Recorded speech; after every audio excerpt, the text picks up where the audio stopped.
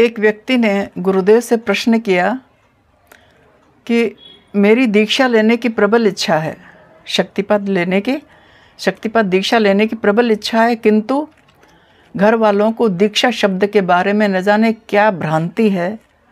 वे यही समझते हैं कि दीक्षा लेकर मैं गृह त्याग करके चला जाऊंगा। बहुत प्रयत्न करने पर भी उनकी समझ में नहीं आ रहा है। दीक्षा की बात करते ही घर में विवाद खड़ा हो जाता है। क्या करूं जिससे इन लोगों को संतुष्ट करके गुरु कृपा का लाभ प्राप्त कर सकूं।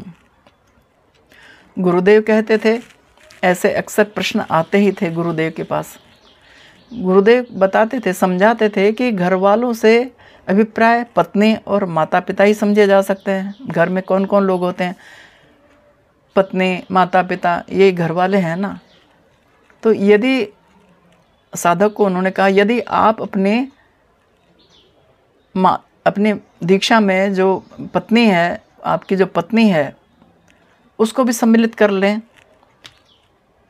तो वह स्वतः ही भ्रांति से मुक्त हो जाएगी। यानी दोनों साथ में दीक्षा ले लें तो ये भ्रांति समाप्त हो सकती है ना।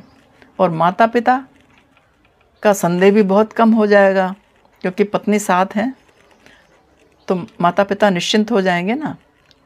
यदि आपके माता पिता में भी कुछ धार्मिक प्रवृत्ति हो तो उनको भी दीक्षा गुरु के दर्शन करने साथ ले जाना चाहिए। जहाँ आप जा रहे हैं, गुरु के पास जा रहे हैं, माता पिता को भी साथ में लेके आइए, तो शंकाओं का निवारण हो सकता है। जब वे देखेंगे कि अन्य दीक्षित भी गृहस्थ हैं और अपने अपने व्यवसायों में कुशल हैं, तो उनकी भ्रांति भी दूर हो जाएगी। गुरु के उपदेश और समझाने का भी प्रभाव तो पड़ता ही है। पुत्र का प्रभाव उतना नहीं हो सकता है, लेकिन गुरु के समझाने पर वो समझ सकते हैं। पत्नी की भ्रांति अन्य दीक्षितों की पत्नियों के संपर्क में आने से दूर हो जाएगी।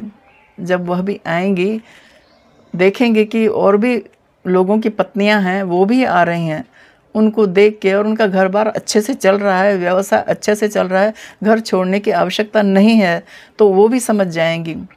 तो ऐसा ज्ञात होता है कि उस साधक को प्रश्न किया, तब गुरुजी उसको समझा रहे थे कि ऐसा ज्ञात होता है कि आपके घर के लोग दीक्षा का अर्थ संन्यास दीक्षा समझते हैं।